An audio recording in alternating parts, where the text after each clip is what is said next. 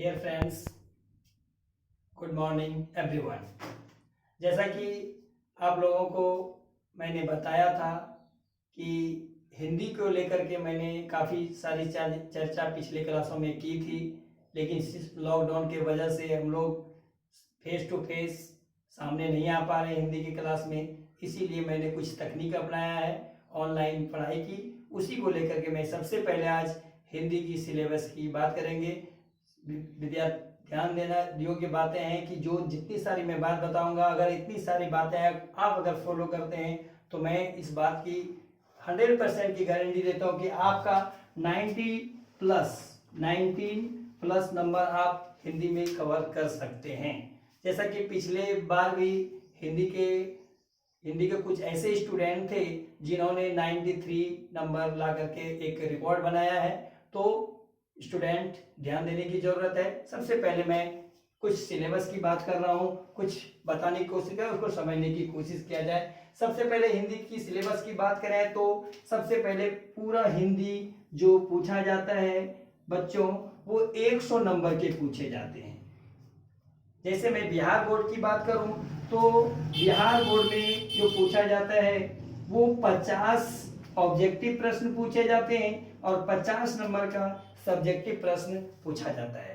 ठीक है, तो बच्चों ध्यान देने वाली बात है कि कहां से कितना किस ढंग का क्वेश्चन पूछा जाएगा, इसको जानना बहुत जरूरी होता है। अगर आप जान रहे हैं कि 50 नंबर पूछा जाता है, 50 नंबर ऑब्जेक्टिव, 50 नंबर सब्जेक्टिव, तो अगर आप ये नहीं जानते कि कहां से कितना ढंग का पूछा जाएगा तो आप कहीं ना कहीं पिछड़ जाएंगे।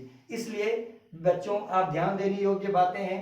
जैसे मैं यहाँ पर अलग अलग डिवाइड करके मैंने अलग अलग कर दिया है। जैसे कि मैं बता रहा हूँ कि जैसे ये ऑब्जेक्टिव प्रश्न ये 50 मार्क्स के पूछे जाते हैं, उसमें से 50 नंबर के पूछे जाते हैं, जिसमें से आपको 60 क्वेश्चन दिया जाता है।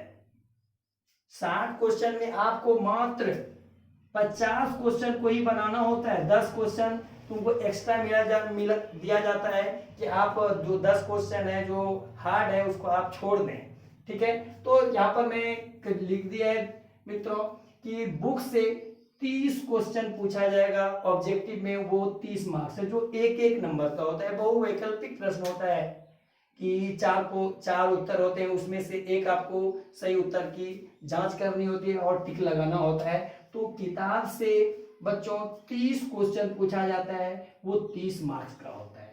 उसके बाद व्याकरण से 20 क्वेश्चन होते हैं, एक एक नंबर के ही पूछे जाते हैं, ये 20 मार्क्स के होते हैं। तो इस प्रकार देखते हैं तो टोटल मार्क्स 50 नंबर ऑब्जेक्टिव में इस प्रकार से होते हैं, बुक से 30 और व्याकरण से 20। उसके बाद में अगर बच्चों सब्जेक्टिव की बात करें तो सब्जेक्टिव में हम लोग देखते हैं कि गद्यांश। ठीक है बच्चों, गद्यांश में 2 प्रकार के गद्यांश पूछे हैं। मैंने यहाँ पर साफ साफ लिखा है कि 2 क्वेश्चन जो होते हैं वो 10 मार्क्स के पूछे जाते हैं, यानी कि 2 गद्यांश होते हैं। एक गद्यांश 10 मार्क्स के और एक दूसरा गद्यांश 10 मार्क्स से, कुल मिलाकर के 2 गद्यांश 20 मार्क्स के होते हैं। उसके बाद निबंध पूछा जाता है मित्रों कि कुछ ऐसे निबंध, होली हो, दुर्गा पूजा हो, तो इस ढंग से पूछा जाता है। तो आप एक क्वेश्चन उसमें से 4 या 5 ऑप्शन में रहते हैं, एक पे आपको निबंध लिखना होता है जो 10 मार्क्स के होते हैं। उसके बाद पत्र हो, संवाद हो या फिर आवेदन हो, उसमें से एक क्वेश्चन रहता है वो 5 मार्क्स का होता है, वो 5 नंबर मिलते हैं एक क्वेश्चन में। और बुक से क्वेश्चन पूछा जाता है, वो एक लघु उत्तरीय प्रश्न पूछा जाता है, 2 मार्क्स के 5 क्वेश्चन जो 10 मार्क्स हो जाते हैं। और बुक से ही दूसरा क्वेश्चन एक लॉन्ग क्वेश्चन होते हैं जो 5 मार्क्स के होते हैं, एक क्वेश्चन होते हैं, तो ये 5 मार्क्स होते हैं। कुल मिलाकर के इधर से मित्रों तो 50 मार्क्स इधर से होते हैं और 50 मार्क्स यहाँ से होते हैं, तो को टोटल मिलाकर के 100 नंबर होता है। अगर मेरे अनुसार से अगर मेरे क्लास को आप कवर करते हैं तो आपको निश्चित रूप से 90 प्लस नंबर आप हिंदी में कवर कर सकते हैं, जो कि आपका प्लस पॉइंट होता है कि आप अच्छा स्कोर कर पाएंगे, मैट्रिक को लेकर के अच्छा स्कोर कर पाएंगे। क्योंकि ज़्यादातर स्टूडेंट हिंदी को मतलब ध्यान नहीं दिया जाता है, सिर्फ मैथ साइंस ये किया करते हैं और हिंदी को ध्यान दिया ही नहीं जाता है। बस मैं इस क्लास में सिर्फ आपको मैं हिंदी की सिलेबस की बात की। मैंने अगले क्लास में मैं अगले टॉपिक की बात करेंगे। मिलते हो, तब तक के लिए धन्यवाद आप सभी को।